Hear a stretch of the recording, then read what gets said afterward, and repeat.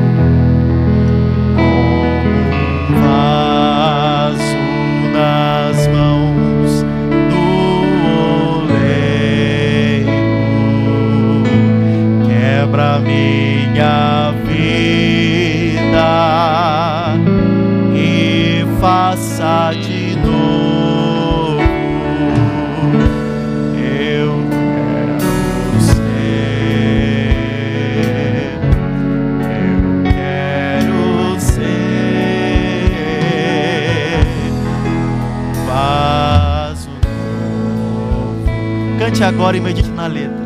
Eu quero ser. Preste atenção, irmão, no que você está cantando. Você quer realmente ser um vaso nas mãos do oleiro? Você quer falar igual Paulo falou? Porque nós temos um tesouro em vasos de barro. Você está disposto a ser quebrado pelo poder do Espírito Santo? Ser refeito diferente do que você era?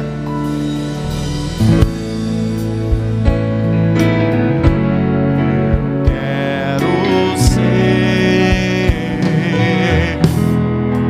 vaso novo. Amém. Podeis tomar os vossos assentos, muito obrigado. Bom, que letra interessante desse hino, né? Se nós não estivermos dispostos a fazer o que a letra dele fala, então é melhor nós nem cantarmos, não é? Porque estar na mão do oleiro é sinônimo de estar sendo trabalhado e moldado a todo momento.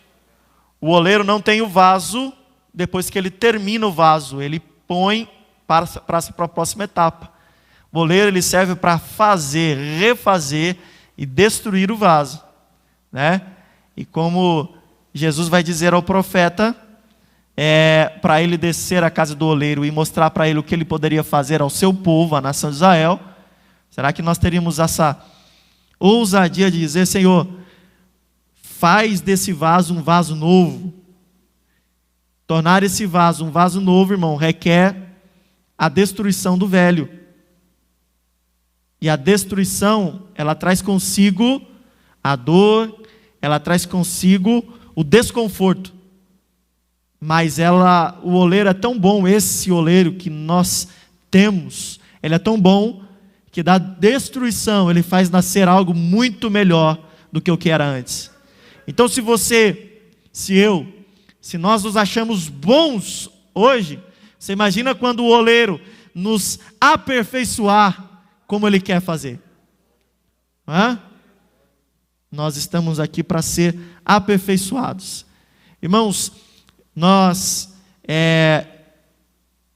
sempre procuramos estar diante da presença do Senhor e sempre procuramos ver a necessidade que a igreja tem para que nós possamos aplicar a palavra de Deus, porque a palavra de Deus ela serve como um remédio, mas ela também é uma arma poderosa contra o inimigo e contra o pecado, ok? Então, nós estávamos refletindo em como está a nossa igreja hoje, a nossa igreja evangélica Assembleia de Deus, como ela tem se comportado, e nós notamos que há uma falta de ensino em algumas áreas da nossa vida relacionado aos nossos comportamentos. Nós às vezes temos muito a vontade de evangelizar, muito a vontade de ganhar almas. O problema é que a gente, quando olha para dentro de nós não conseguimos enxergar o que precisa ser mudado aqui dentro. Então por muito tempo, nós aprendemos corretamente como aplicar a palavra do Senhor ao pecador. Só que nós não conseguimos aprender como aplicar a palavra do Senhor a nós, que somos redimidos pelo seu sangue.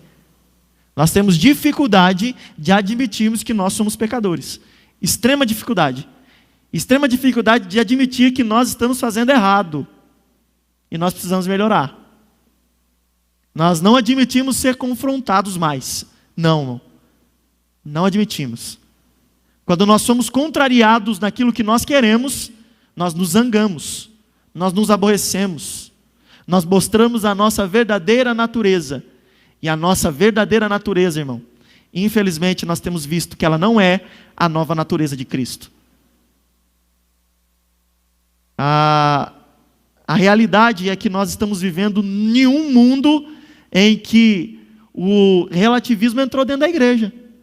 Ele entrou. A palavra de Deus não é mais verdade para nós.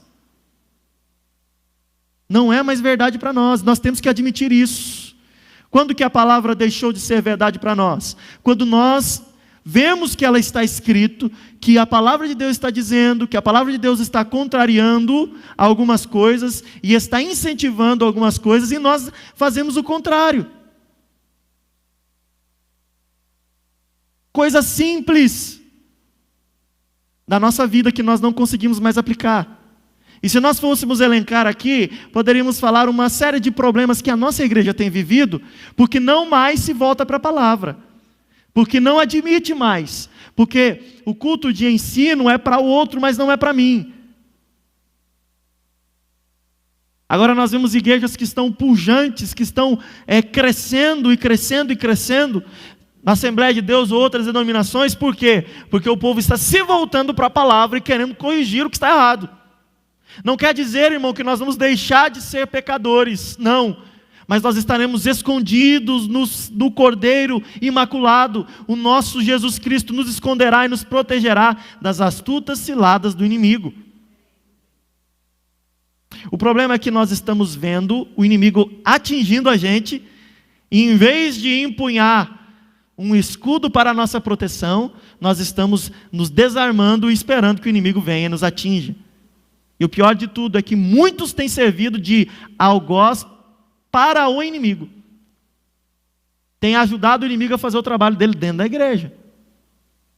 O grande problema, irmão, é que nós estamos vendo o Senhor fazendo algo no meio da nossa igreja, porque não pode habitar no meio da igreja a escuridão e a luz.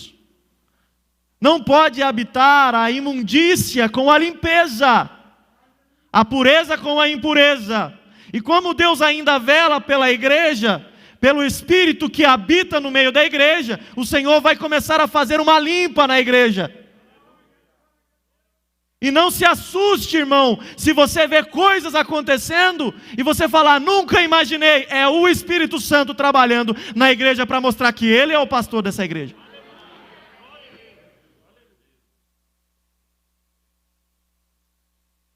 Como nós aprendemos na última quinta-feira, não é pela minha mão que virá a punição, porque às vezes você pensa que eu sou imaturo ainda, pela minha pouca idade. Hoje eu tenho 31 anos. E você não acredita que o Senhor possa usar uma pessoa de 31 anos para liderar uma igreja tão grande.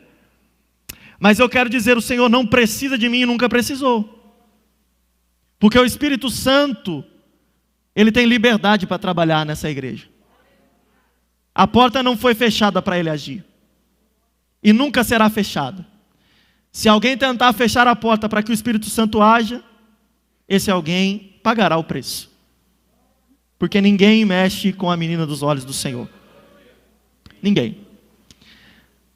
Pois bem, irmãos, e nós estamos analisando uma dificuldade, e nós vamos trabalhar um assunto que vai ser extremamente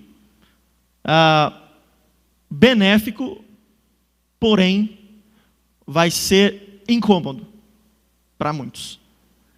Nós vamos tratar aqui eu irei tratar sobre isso, né? E a minha esposa irá tratar também no decorrer dos dias aí. Eu vou aplicar para os irmãos a verdadeira masculinidade bíblica e a minha esposa a verdadeira feminilidade bíblica. Porque antes de nós sermos de Deus, isso falando para os homens, nós temos que ser homens. Nós usamos a expressão, aquele é um homem de Deus. Mas o que vem primeiro? A palavra homem. Porque antes de ser de Deus, ele precisa ser homem. Antes de ter a qualidade, o adjetivo de pertencer a Deus, ele precisa ser primeiro um homem. E como ser um homem segundo a Bíblia? Nós vamos aprender aqui. Nós não vamos aprender como ser macho, irmão. Porque macho é todo aquele que nasce com um órgão genital masculino. Esse é o macho. E tem muito macho andando por aí. Mas tem pouco homem. Homem não é reconhecido pelo que ele tem debaixo das calças. Ele é conhecido pela maneira que ele age perante a sociedade. E é isso que Deus quer fazer conosco e falar conosco. Sermos homens de Deus. E se você já o é, eu peço a você que esteja nos ajudando em oração. Venha nas quintas-feiras, venha nos cultos de ensino. Talvez de alguma forma a palavra possa se aplicar a nós também, a mim, a você, a todos nós. Na verdade, a gente está sempre aprendendo, né? Irmãos, eu não vou fazer diferente do que os grandes homens da fé fizeram antes de mim. Eu não vou fazer diferente do que Jesus fez. Jesus, ao aplicar os seus conceitos sobre como se deve viver, ele vai voltar para o primeiro livro da Bíblia. Mais precisamente para os 3 primeiros capítulos. Você vai ver Jesus falando isso lá em Mateus, no capítulo 19, versículo 4 até o 6, vai ter Jesus voltando ao conceito inicial da criação. Também não vou fazer diferente do que Paulo fez. Paulo também vai aplicar esses mesmos versículos de Gênesis para poder conceituar o tema de como o homem deve viver e se portar. 1 Timóteo capítulo 2 e versículo 11 a 14.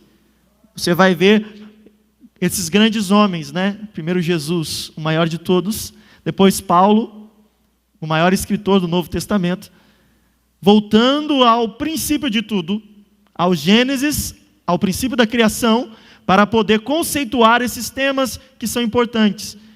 Jesus vai falar sobre casamento, Paulo vai falar também sobre como o homem deve se comportar. E hoje o que nós vamos aprender, embasados no livro de Gênesis, é quem o homem é, onde o homem foi gerado ou foi criado, o que ele deve fazer e como deve fazer. Eu perguntaria para você que é homem, que aqui está, se você sabe, de fato, quem você é. E talvez você poderia me responder, porque essa pergunta não é muito difícil de ser respondida. Agora eu te perguntaria, onde Deus criou você? Onde Deus nos criou, nós homens? Isso faz toda a diferença para nós, para o entendimento do nosso propósito. Perguntaria para você também, o que Deus fez você para desempenhar aqui na terra? E como você vai desempenhar essas coisas? Isso é o primeiro passo para se entender como nós devemos agir em nossa vida enquanto homens de Deus. Então o primeiro passo é descobrir quem nós somos. E quem nós somos é extremamente importante, porque o homem, irmão, ele é criado pelo mesmo material que outras criaturas foram criadas. Mas só que ele é criado de uma forma diferente de todas as outras criaturas. O homem, ele é uma exclusividade na criação. Não existe nenhuma criatura que Deus fez que se assemelhe ao homem no processo criativo de Deus. Não tem como. O homem, ele é criado do pó, certo? Mas nós vemos que outros animais também foram criados do pó. A grande diferença dos animais que vieram do pó e do homem que foi formado a partir do pó é que os animais que foram criados, eles foram criados pela própria matéria, pelo próprio ambiente. Mas nós, homens, fomos criados pelas mãos do próprio Deus. Irmão, se isso não tem diferença e relevância para você, nada mais tem. Porque Deus, Ele imagina, Ele planeja e Ele executa a criação do homem. Primeiro Ele imagina como o homem será. Depois Ele planeja na sua mente o projeto de como Ele irá executar a obra. E por último, Ele executa com maestria aquela obra. Vamos ver lá? Você pode ver o que eu te falei. Os animais terrestres, Deus dá a ordem, eles são produzidos, mas são produzidos pela própria terra. Gênesis 1, 24 vai dizer que Deus falou e a terra produziu. Os animais aquáticos, Gênesis 1, 20, vai dizer que Deus mandou e a água produziu. Agora, Gênesis 1, 27, o processo criativo de Deus para o homem é diferente. Enquanto ele poderia muito bem ter falado, terra, produza um homem, ou produza um ser bípede, por assim dizer. Não. Primeiro ele vai fazer uma reunião com a Trindade. A Trindade vai se reunir e vai falar assim: vamos fazer um homem, uma pessoa, à nossa imagem, conforme a nossa semelhança. Isso faz extrema diferença. Gênesis 1, 27 vai dizer assim: e criou Deus o homem à sua imagem. A imagem de Deus o criou, macho e fêmea os criou. Deus cria homem e mulher, mas, inicialmente, o primeiro a ser criado, como todos sabem, é o homem. A mulher, ela é uma extensão do homem, ela é uma auxiliadora do homem. Agora, o homem é aquele que Deus cria primeiro. E nós vamos descobrir por que Deus cria. Deus criou o homem à imagem e semelhança dele. Irmão, e isso é muito importante. Porque além de nos criar da matéria, do pó, Ele vai, ao final desse processo, inserir em nós uma partícula dele mesmo. Isso acaba aí com os teoristas de plantão dizendo que vai ter um céu de cachorro, um céu de animais. Irmão, só o homem, no processo da criação, recebe do próprio Deus o fôlego de vida. Porque Deus sopra nas narinas. E essa palavra no hebraico, o fôlego que ali é falado, ele também pode ser traduzido como espírito. Então, quando Deus sopra, uma partícula do próprio Espírito de Deus habita em nós. E nós passamos a ser seres vivos, seres viventes, alma vivente. Então, nós homens, carregando em nós uma partícula do próprio Deus. Isso é maravilhoso. Mas isso traz um peso e uma responsabilidade imenso para nós. Isso é comprovado em Eclesiastes 12 e 7. Você vai ver lá que o corpo volta ao pó e o espírito volta a Deus que o deu. Porque o nosso espírito e a nossa alma são as partes imortais do nosso ser. Porque são vindos do próprio Deus. A matéria, ela é passageira. A matéria teve um momento de começo e vai ter um momento de fim. Mas agora Deus não tem momento de começo nem de fim. E nós temos isso dentro de nós. Isso deve ser valorizado. Isso deve ser aperfeiçoado, irmãos. Porque o pecado mata ou anestesia, adormece essa parte de Deus em nós. Mas o Espírito Santo, ele desperta aquele que está dormindo. Porque o primeiro homem foi espírito vivente, mas o segundo Adão, ele é espírito vivificante. Ele traz vida para nós. Nós temos vida em Cristo. Onde nós fomos criados, irmãos?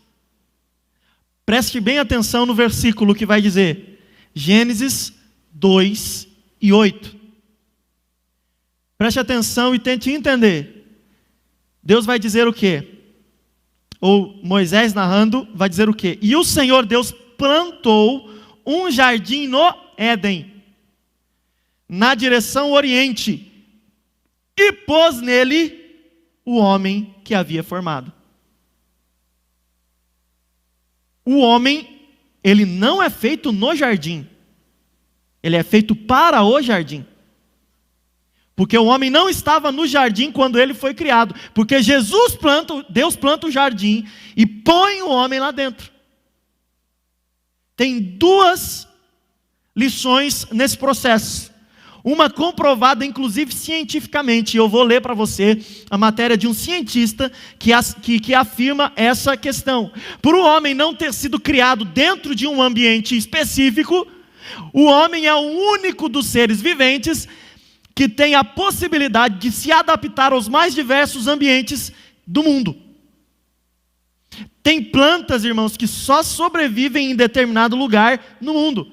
Animais que só sobrevivem em determinados locais do mundo. Mas o homem, ele não tem um local definido para ele sobreviver e existir. Aonde ele estiver, ele vai buscar a sobrevivência e vai se desenvolver ali. Porque ele não foi criado em um lugar, ele foi criado para o lugar. Eu vou ler uma matéria para você, e eu peço que você preste atenção, porque isso é conhecimento científico, isso não é bíblico. Na verdade, é bíblico e Deus usando a ciência para mostrar para o homem que ele sabe o que faz. Em entrevista ao site Terra, os irmãos conhecem, o psicanalista George Forbes, ele é presidente do Instituto de Psicanálise Lacaniana e diretor da Clínica de Psicanálise do Centro de Genoma Humano da Universidade de São Paulo, USP. Então é uma pessoa que tem um conhecimento, né? Olha o que ele vai dizer. O entrevistador vai perguntar para ele: o ser humano tem facilidade ou dificuldade para adaptar-se a novas situações? O repórter está perguntando para ele, ele vai responder: o ser humano é essencialmente desadaptado ao mundo. Ele não é adaptado ao mundo, ele não precisa de um... Bom, vou ler aqui. Não existe um único habitat em que lhe seja absolutamente natural. Se existisse, só poderíamos viver em uma determinada composição. Há outros seres vivos que, este sim, só consegue viver sob determinada temperatura e pressão atmosférica. Se são removidos dessa situação, eles morrem. Já os seres humanos têm uma capacidade tremenda de se adaptar a diferentes lugares e situações, sem que isso provoque um conflito com a sua civilização. Isso é extremamente paradoxal, pois, como não tem um local específico para mim, todos os lugares podem potencialmente ser meus. É exatamente por ser, na essência, desadaptado ao mundo, que o ser humano torna-se capaz de se adaptar a diferentes habitats e situações. Num primeiro momento, claro, ele se sente mal. Há uma comparação imediata. Antes era bom, agora está ruim. Quando é mencionado o incômodo por um cheiro diferente naquela casa, a presença de ratos, o lençol. Isso é fruto do estranhamento decorrente da comparação com o que você tinha antes.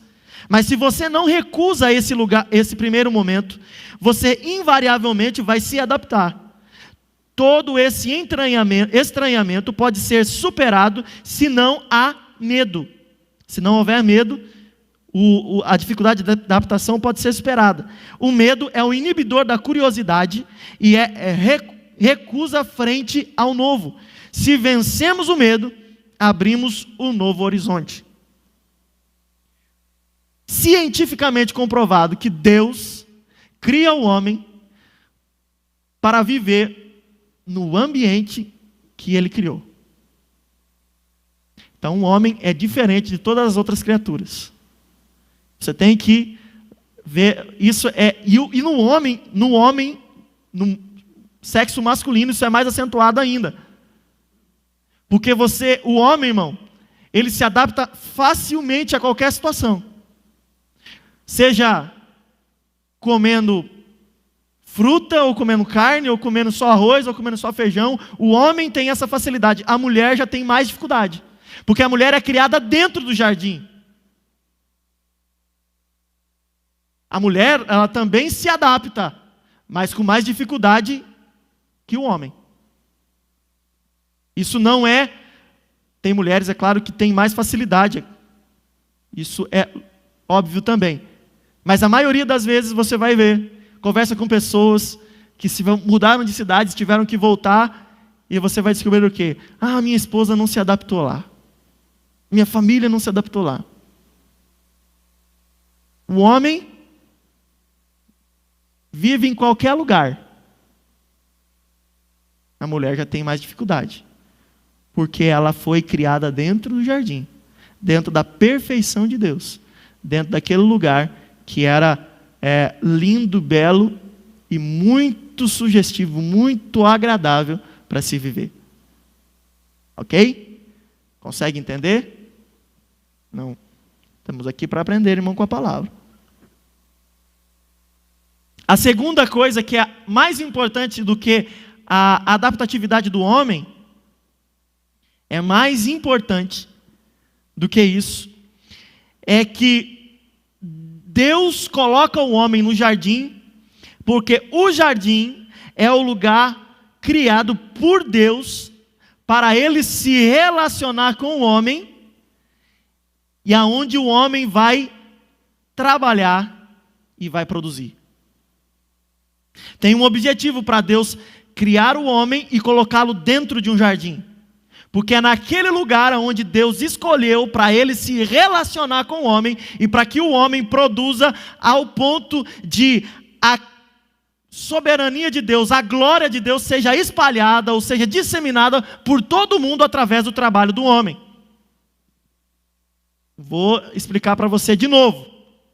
Deus coloca o homem no jardim para que tudo que o homem fizesse lá, no jardim, aonde ele se relaciona com o homem, e você sabe muito bem que Deus se relacionava com o homem muito mais acentuadamente no jardim, do que quando o homem saiu do jardim.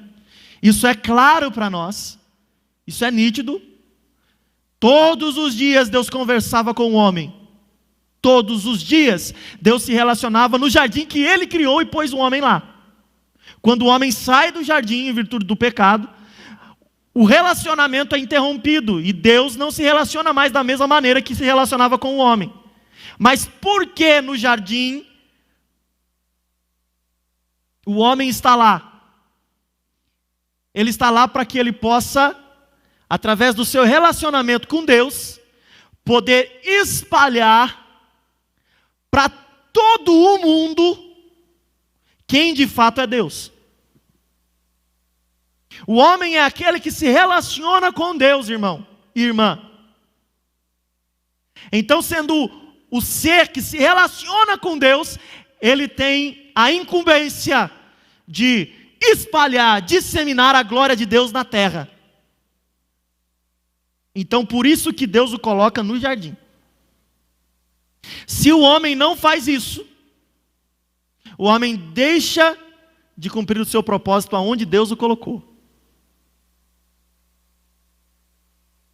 E o que a gente está vendo é que o mundo está virando, porque os homens já não têm mais propósito. E a gente está vendo o negócio de cabeça para baixo.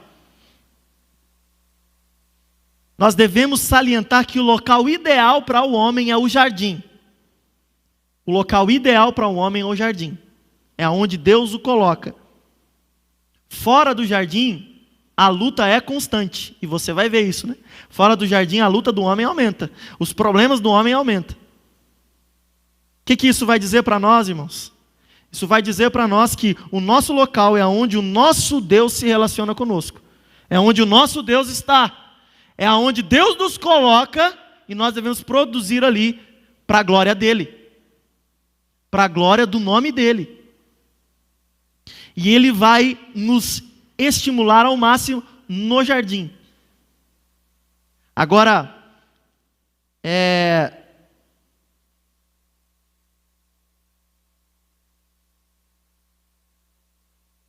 se o jardim é o local onde Deus se relaciona com o homem, nós devemos entender que o homem, sem o relacionamento com Deus, ele está com um problema.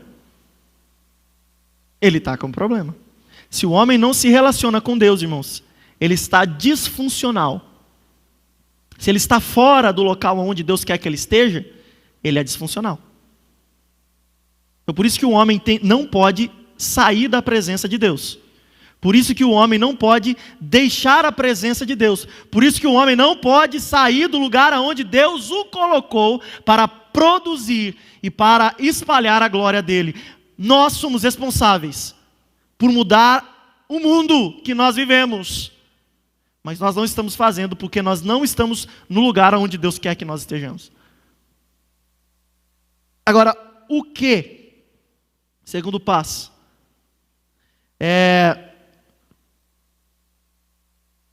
O que Deus criou o homem para fazer?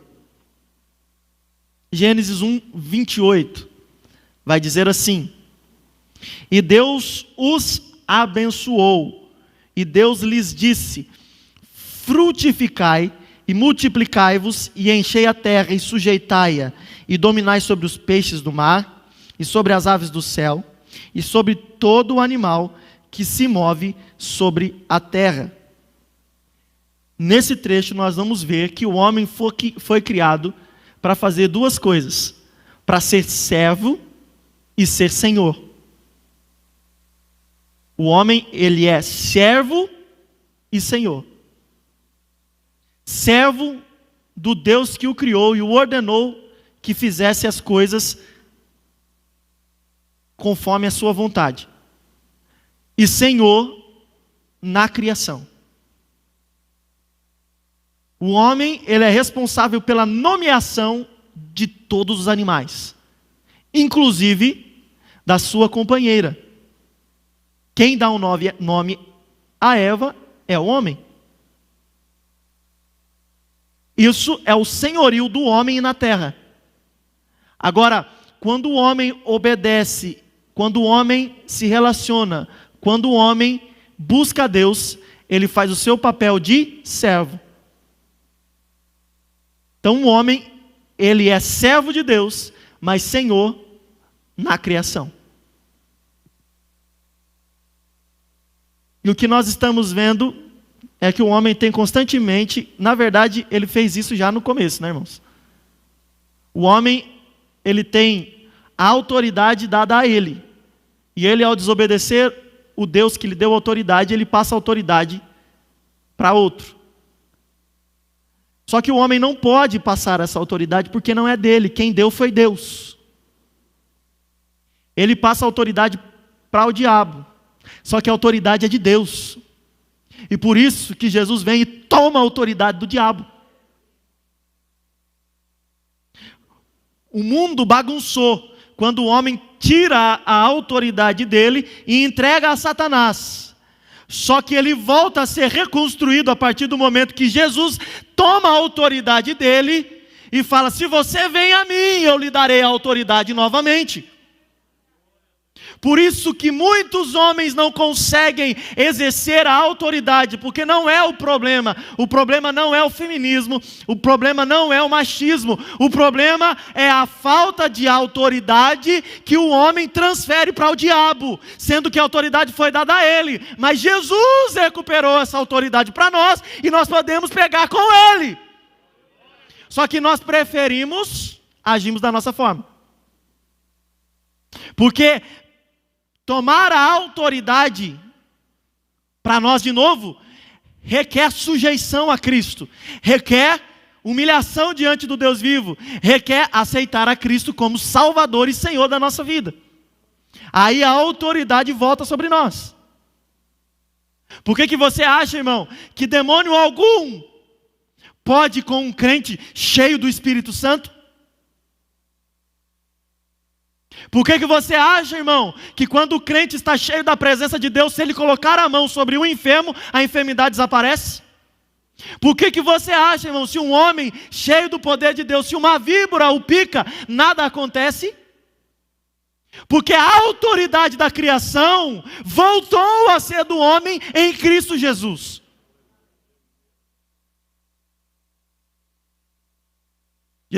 Jesus vai falar, se você tiver fé do tamanho de um grão de mostarda, você vai dizer que esse monte se transporte até o mar. Mas fé em quem? Fé no quê? Fé naquele que tem todo o poder nos céus e na terra. Que foi lhe dado toda a autoridade. Olha, irmão, foi lhe dado toda a autoridade. E essa autoridade é passada a nós quando nós nos envolvemos, quando nós o aceitamos, quando nós estamos com Ele. A bagunça que nós homens criamos, foi resolvida por aquele que é poderoso para fazer infinitamente mais do que nós pedimos ou pensamos. Glória seja dado ao nome do Senhor.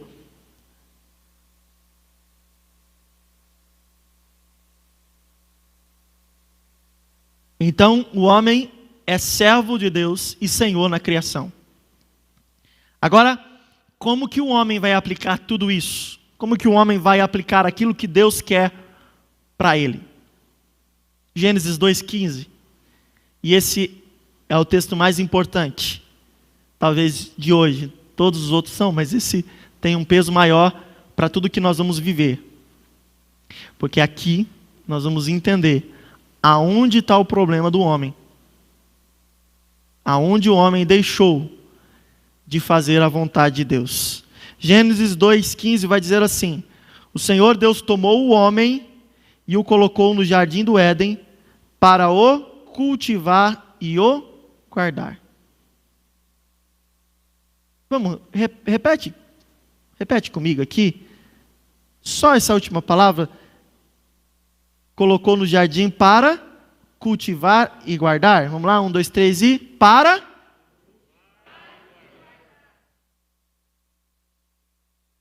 Você, homem, foi colocado por Deus no mundo para fazer com que a glória de Deus seja manifesta através da tua vida, e a maneira de você fazer é cultivando e guardando.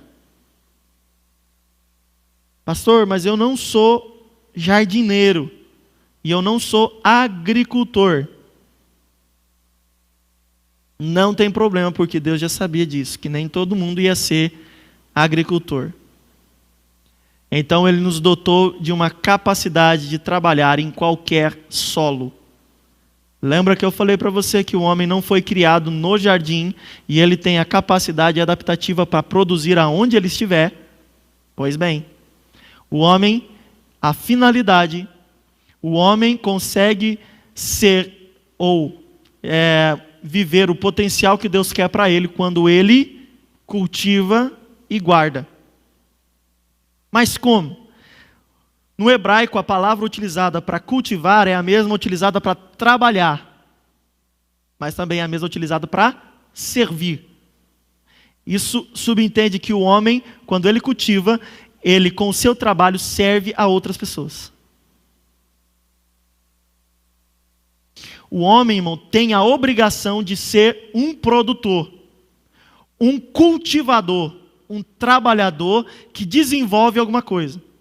O homem não pode, entenda bem o que eu vou dizer agora, o homem não pode estar fora do propósito de Deus na criação quando ele destrói as coisas. E nós estamos vendo os homens destruindo muitas coisas. Muitas coisas. E eu não falo de coisas materiais, irmãos. O homem está destruindo o que ele toca. Infelizmente, ele sai do propósito que Deus mandou ele, porque Deus coloca o homem no jardim para cultivar. Cultivar, irmão, é sinônimo de trabalho, produção. Cultivar é quando você planta uma coisa e cuida dela ali para que ela tenha a capacidade de se desenvolver. Irmão, quer ver? Quem tem horta aqui? Alguém tem horta? Eu tenho 2 vasinhos assim, desse tamanhozinho, lá na minha, ali no coisa da minha casa ali, na janela, que é o único lugar que pega sol. E lá naquele coisinha tem 2 tipos de hortelã. Que eu uso para colocar no tererê que eu faço ou no chimarrão. Pergunta para minha esposa, irmão. Como eu fico quando eu vejo que aquele negócio está murchando, aquele negócio não está produzindo? Aquele negócio não está desenvolvendo. Fico doido, irmão. Porque eu naturalmente sou criado e fui criado para que tudo que eu coloque a mão seja produtivo. Para que tenha o potencial de crescimento e desenvolvimento. Assim como todos os homens que aqui estão. Onde você coloca a mão tem que crescer e desenvolver. Porque Deus se criou para isso. E agora, eu te pergunto, aonde está a tua mão? Está produzindo ou está morrendo? Aonde você está? Em vez de haver produção, em vez de haver melhoramento, está havendo destruição e piora as coisas? Entendeu? Deus te colocou nesse mundo, irmão. Irmão, homem que aqui está. Para que você seja produtivo para a glória dEle. Não é produtivo para você, para o seu enriquecimento. Não é produtivo para você ficar feliz, simplesmente. É para que o nome do Senhor seja glorificado na sua vida. E Deus vai ser criterioso em falar essas palavras para o homem. Cultivar, irmão, é o princípio da prosperidade. Sabe por quê? Sabe o que é prosperidade, irmão? Sabe o que é prosperidade? Prosperidade não é ganhar dinheiro. Prosperidade é estar sempre crescendo, sempre se desenvolvendo. Isso é prosperidade. A pessoa que é próspera, ela sempre está crescendo, ela sempre está expandindo, ela sempre está aumentando a sua capacidade, seu conhecimento, sua riqueza, seus bens, sua família. Essa é uma pessoa próspera.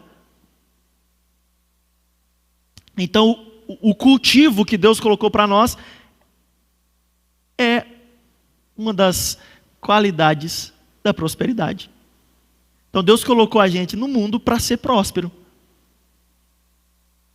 Deus não te colocou para sofrer no mundo. Jamais, irmão. Deus cria o homem e coloca no Éden. Presta atenção no lugar onde Deus coloca. Você acha que Deus colocou o homem para sofrer?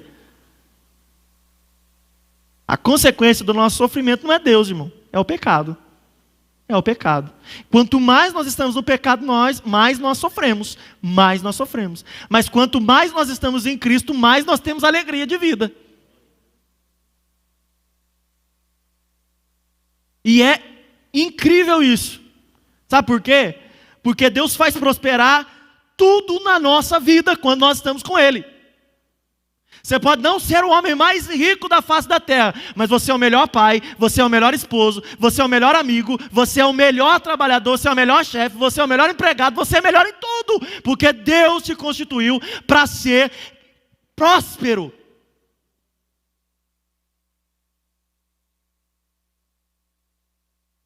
Então, irmão, você nasceu e foi criado por Deus para ser próspero. O homem deve estar preparado para trabalhar em todo o tipo de solo. No jardim ali, nós estamos vendo Deus falando propriamente para o homem que ele tinha que cultivar no solo, na terra. Produzir, colocar semente e tinha que produzir. Deus está referindo a isso.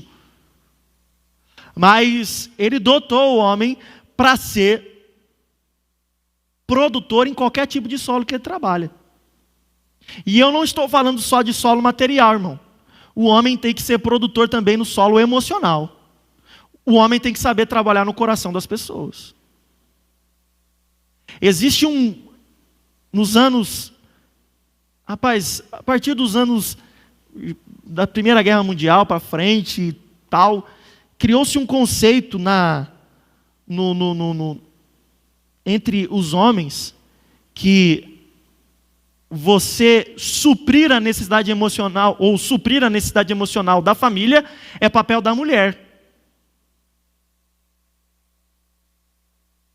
Criou-se isso.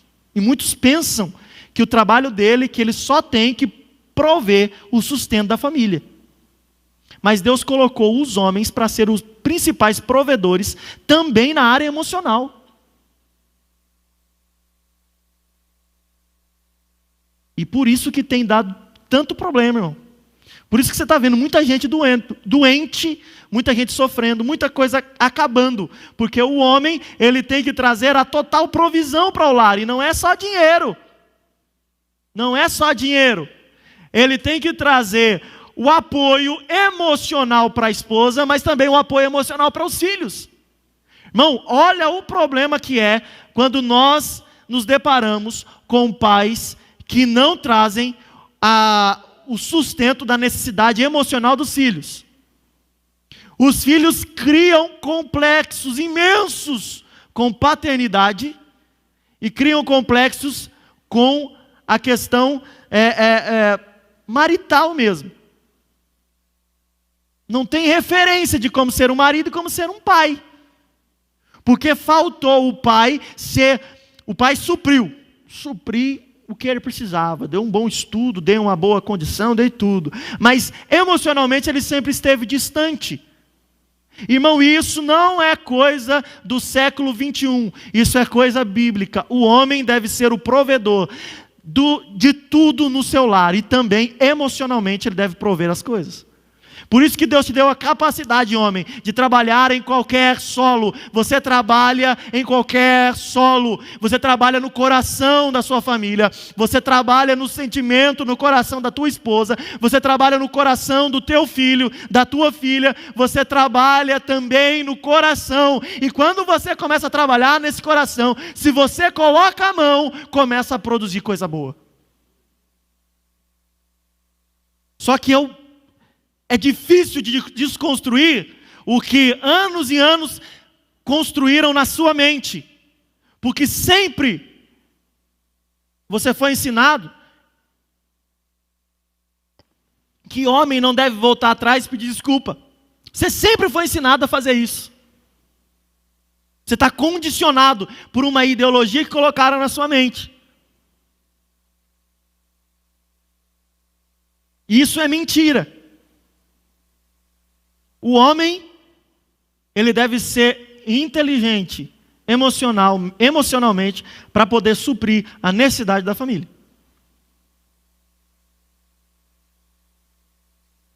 Irmãos, infelizmente para nós, homens, são uma vergonha para todos nós.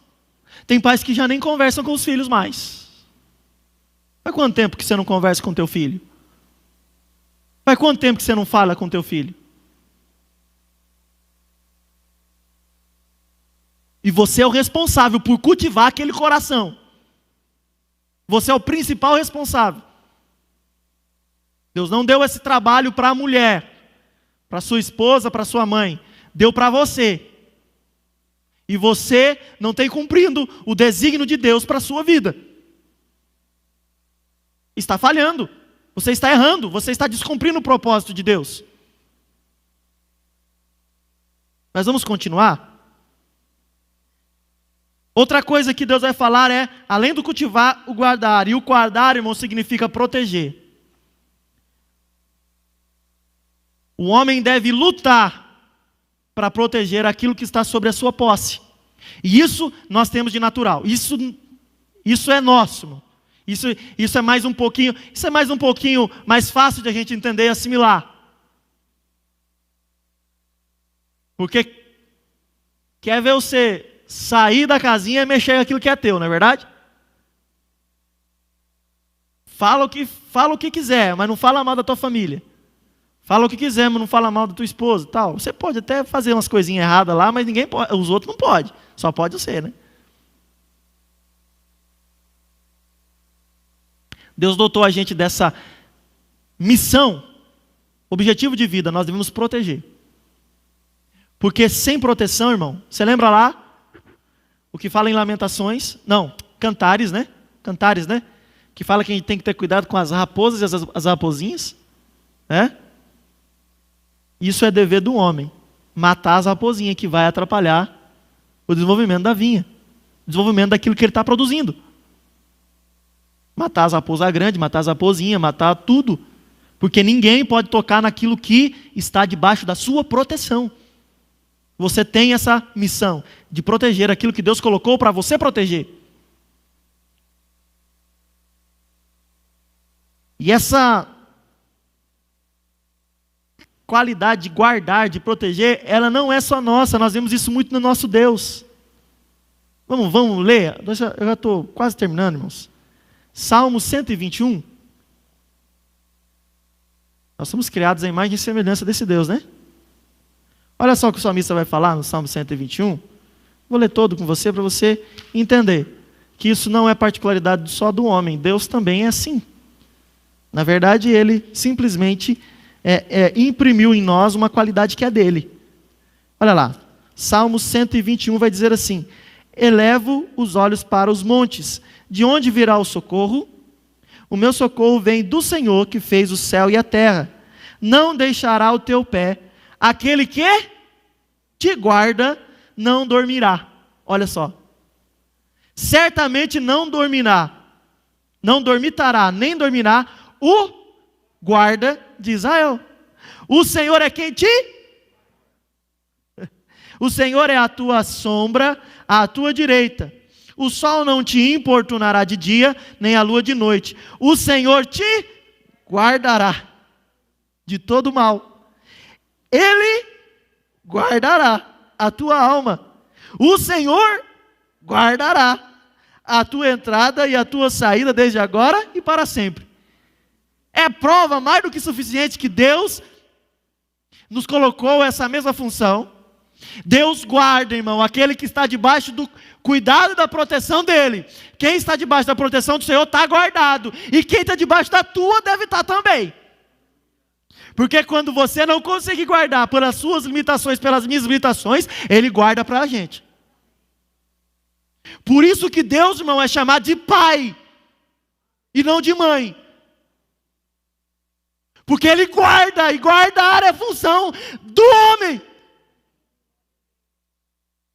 E se você quer que eu seja machista ou não quer, se você acha que eu sou ou não sou machista, não me interessa. Eu sou de Deus e prego a palavra.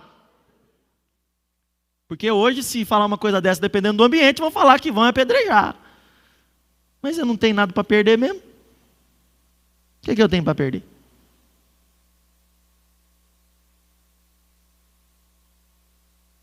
Deus cumpre primeiro em nós aquilo que Ele quer que a gente faça. Deus não é aquele que vai falar assim: você faz lá, mas eu não faço. Faço o que eu digo, mas não faço o que eu faço. Ele faz, irmão. Tudo que Ele mandou fazer é porque Ele já fez. É porque Ele já demonstra. E Ele faz até hoje. Proteger não é uma coisa só para as nossas coisas, mas também para as pessoas que estão nos nossos cuidados, para as nossas crenças, para aquilo que nós defendemos. O homem, ele deve proteger a sua família, os seus filhos e a sua esposa, contra os perigos físicos e também contra os perigos ideológicos dos nossos tempos. Porque esse é o solo que ele está cultivando. Você tem protegido, irmão, os seus filhos, a sua esposa?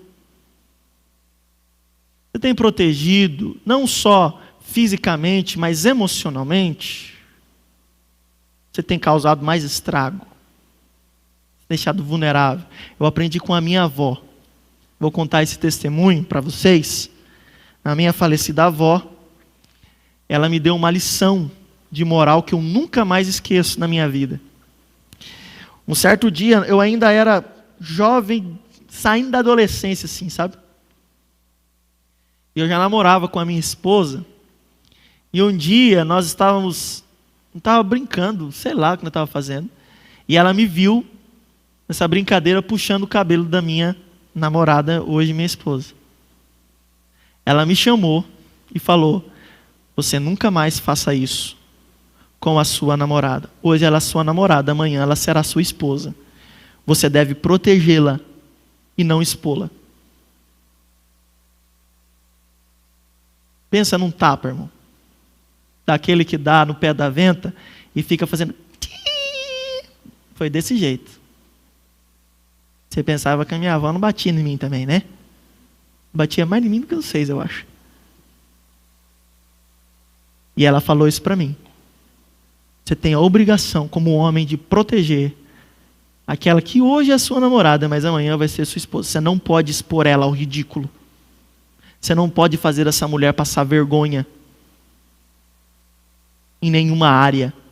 Não pode expor ela em nenhuma área. Não pode. Você tem que proteger o homem que aqui está. Você tem que proteger aquele que está debaixo do seu cuidado. Sua mulher não pode ser vista ou ser mal falada pelas suas atitudes. Se você faz isso, se você envergonha o seu leito, se você envergonha a sua família, se você envergonha a sua esposa com as suas atitudes, mude de atitude agora, porque senão Deus vai tratar com você. Você está descumprindo aquilo que Deus mandou você fazer. Você tem que proteger. Não só também as pessoas, irmãos, mas nós devemos proteger também a nossa igreja. A igreja também é um lugar onde Deus nos colocou para produzir. Proteger contra o quê, irmão? Nós devemos proteger, nós não devemos permitir de maneira alguma que deixe de ser pregado a palavra na igreja. Que deixe de ser ensinada a palavra. Nós devemos lutar para proteger os princípios bíblicos. Os princípios da nossa palavra, da palavra de Deus, a palavra da verdade. Nós devemos também proteger a nossa própria pátria também, a nossa sociedade. Devemos proteger o nosso país, proteger para a glória de Deus. Como nós vamos proteger? Não deixar que coisa estranha entre aqui e acabe com o nosso país. Nós temos essa obrigação. Temos essa obrigação. Homens, quer vocês queiram ou não, tudo que foi falado é o que Deus mandou você fazer. Se você concorda ou não, briga com Deus. Se quiser brigar comigo também, comigo é fácil. Eu não sou só um homem só. Agora com Deus é complicado. O que ele vai dizer lá no final de Apocalipse? Que não é para acrescentar nem um tio, nem tirar uma vírgula essa palavra. Senão o negócio vai ferver para o teu lado. Oi? Viu?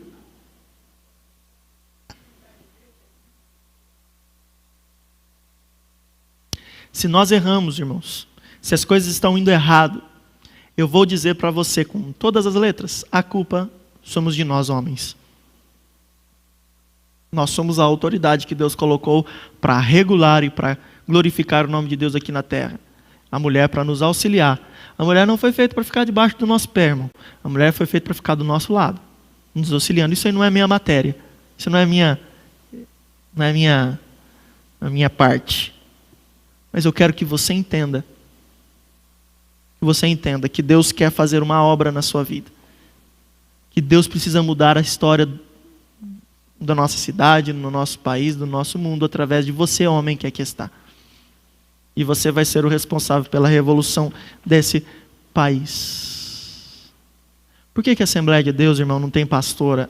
Por mais que está tendo um costume meio esquisito aí, que eu não sei quem que criou, de chamar a esposa do pastor de pastora, não sei da onde que veio isso, porque a Assembleia de Deus não admite isso, não consagrou mulher ainda. Eu não sei da onde que veio isso. Tem em outras igrejas, né? A pastora. As mulheres podem desempenhar muito bem as suas funções, mas Deus colocou como ministros, como pastores, os homens. A liderança vem dos homens. Esses dias nós estávamos no lugar e as pessoas começaram a chamar a minha esposa de pastora. Eu cheguei com ela e falei para ela, eu vou ter que dar uma falada, porque você não é pastora, você foi consagrado? Você foi consagrado? Sabe, não. Ah, mas é por carinho. Não, chama de irmã, ela vai gostar. Mais do que de pastora. Ela vai gostar. Minha esposa não tem essa vaidade. Irmã Alexia, excelente. Chamar eu de irmão Haroldo também pode chamar, não tem problema não. Também vou gostar, eu sou teu irmão. Antes de ser pastor, eu sou teu irmão. Entendeu? Então vamos nos colocar em pés. O Gessé pediu para nós lembrarmos aqui que os irmãos que vão participar do evangelismo no domingo,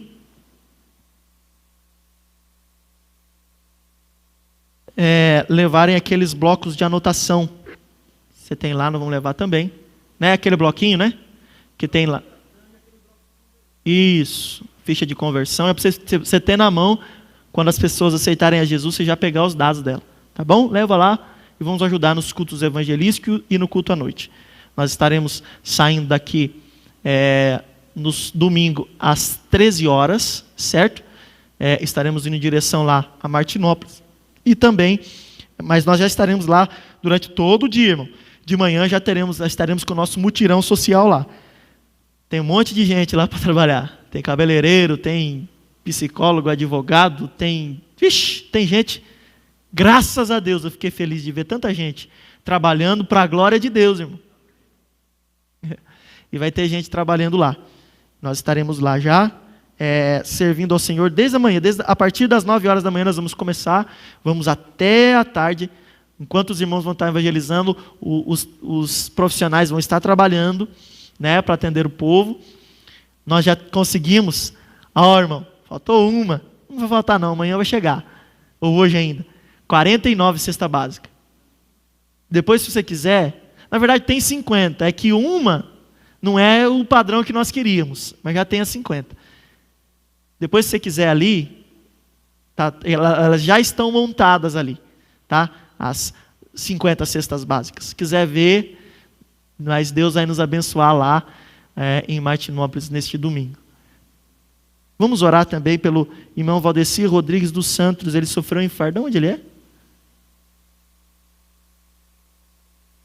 Irmão do teu cunhado. Vamos orar então. Oi. Quem? Rita? Dita. Vamos orar pela irmã Dita, vamos orar pelo irmão Valdeci, vamos orar por todos quanto necessitam. Pela Emily também? Não está muito bem? Quem que é o homem de Deus que vai vir hoje aqui? A Emily. Vem aqui um presbítero. Tem óleo de unção ali em cima, se você tiver. Vamos orar. E a palavra de Deus diz, e se a palavra de Deus diz é verdade.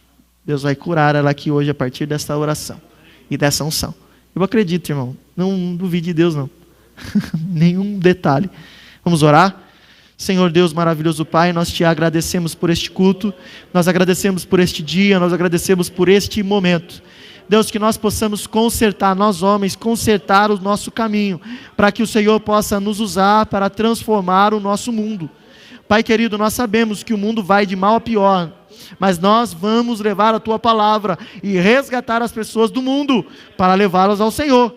Em nome de Jesus, meu Pai querido, abençoe agora, estenda suas mãos sobre o Valdeci, meu Pai, que sofreu um infarto. O Senhor pode dar um coração novo e recuperar a sua saúde.